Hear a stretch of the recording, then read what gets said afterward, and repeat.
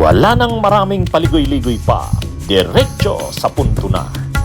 Maiksi lang ang komentaryo, pero diretso sa punto. Maraming kuro-kuro, may tiwali, may totoo. Dito, sa puntong diretso tayo. Punto, diretso. Mga kabunyog, nakakatawa itong si Attorney Edward Chico. Alam nyo, itong si Attorney Edward Chico, lawyer ito na mahilig magbiro eh.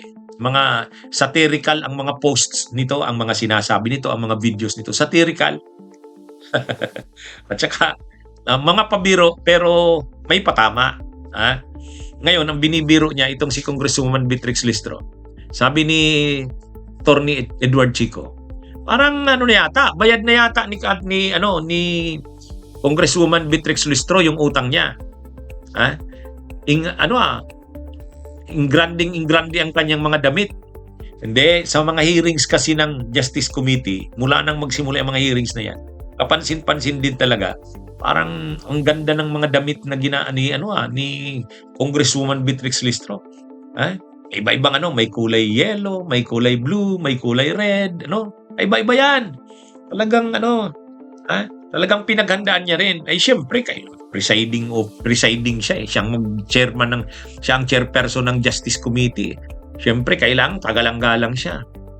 Tama naman yung ginagawa ni Congresswoman Beatrix Listro. Dapat talaga kagalang-galang siya.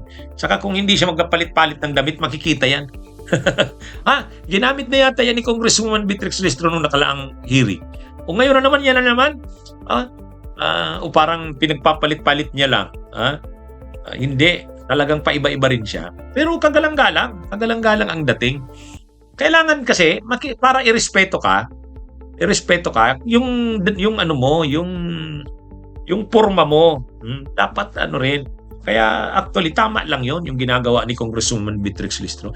Ikaw ba naman ang nagpe-preside? Ikaw ba naman ang chairperson? Sa'yo nakatutok yung camera? Magandang umaga po sa inyong lahat. Sa aking mga kapwa miyembro ng kapulungan, sa ating mga panauhin na naririto ngayon at sa sambayanang Pilipino. Before we begin, at bago natin ipagpatuloy itong proseso ng impeachment, tandaan natin na hindi lingid sa ating kaalaman na marami pa tayong ibang kinakaharap na problema. Let us accordingly acknowledge the pressing challenges our country faces. Oil prices are rising. The cost of basic goods is increasing. Ordinary Filipinos feel the weight of daily life more than ever. And yet, even as we undertake this solemn constitutional duty, the House of Representatives does not forget its other responsibilities. Kahit may impeachment, tuloy pa rin tayo sa iba nating obligasyon. We have, for example, acted to ease the burden of rising fuel costs, passing a bill authorizing the suspension or reduction of excise taxes. Nariyan na po ang panukalang batas, pinag-aralan, pinag-isipan, at inaasahang makatutulong sa ating mga kababayan. We also continue to work on measures that address inflation, food security, and social services. Also, just this March 2026, the House has acted on measures that directly affect the daily lives of Filipinos, passing a bill abolishing the travel tax, advancing legislation to institutionalize digital payments in government transactions, and pushing reforms to make public services more accessible and efficient. Sa'yo nakatutok, naka-livestream yan, naka-televised yan o national TV. Kaya tama lang. Kaya lang, ito namang si Attorney Edward Chico, binibiro lang naman si si Beatrix Luistro. Sabi, bayad na yata sa utang si nakabayad na yata sa utang si Congresswoman Luistro kasi ang gaganda ng damit niya. Hindi, ang tinutukoy na utang doon, yung utang daw kay Sara. Di ba kasama po yung asawa to sa Salin? So, nagtatrabaho pa naman yung asawa ni ADP. Oo naman. Oo, nagtatrabaho yung asawa ko. Yun yung isang member ng Committee of Justice. May utang yan na 8 million sa asawa ko. Kaya nga hindi pa nadagdag yun. So kulang yun, yung pinakita nila. Oo, kasi hindi mo man pwede ilagay pa yon kasi hindi pa siya kita. Kasi utang pa lang siya sa iyo. So, Pero matindi, no? May utang na, nag-aakusa pa. diba? Kapal na mukha, diba?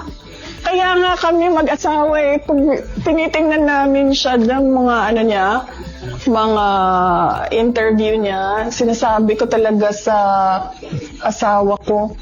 Sabi ko, ito ang kapal na mukha, may utang na 8 million, may gana pang bumanat. Di ba? Pinapalabas nila ni Sara, may utang daw na 8 million yata si Beatrix Luistro sa kanila. Kasi abogado daw ng asawa ni Luistro, ni Beatrix, nung nagkaroon ito ng kaso, gawa-gawang kasong rape, abogado daw si Manscarpio. Hindi pa raw nakabayad sila Beatrix doon sa kaso na yun. Pero sabi naman ni Beatrix Luistro niyan, hindi ko alam na abogado namin si Manscarpio. Bigyan niya nga ako ng entry of appearance man lang, o kaya pleadings na siyang nakaperma, o sige, babayaran na siya. Ang counsel of record po ng aking asawa sa mga fabricated cases of rape na kanyang pinagkaanan ay si Attorney Nilo Divina ng Divina Law Office and my two good friends, Attorney Johnny Magboo and Attorney Bong Panganiban.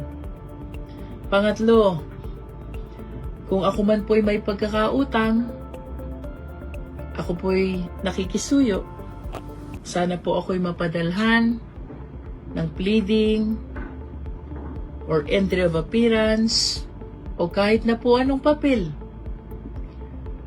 upang akin pong maunawaan ang naging partisipasyon ng inyong law office sa fabricated cases of rape na naging kaso ng aking asawa.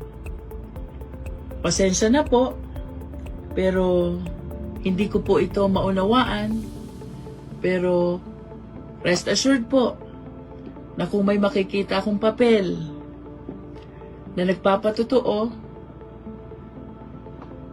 na naging bahagi po ang inyong law firm or law office sa mga kasong nabanggit, pagsisikapan ko po na bayaran ang sinasabi niyong utang.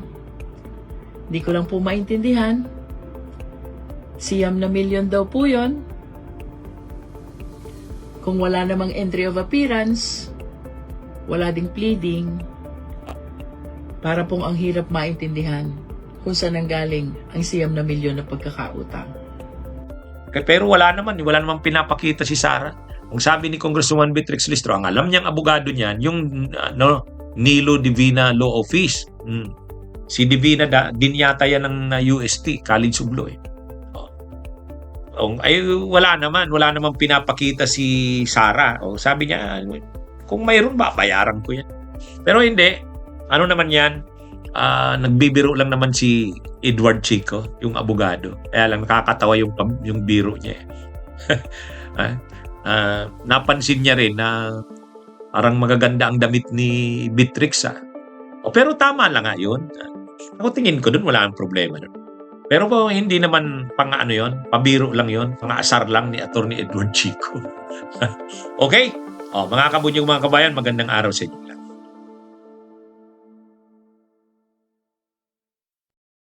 Bunyog, halikan na kasama ka. Bunyog, kapag buklod ay may pag-asa.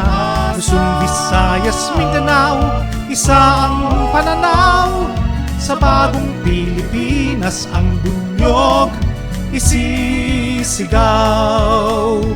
Bunyog, bunyog.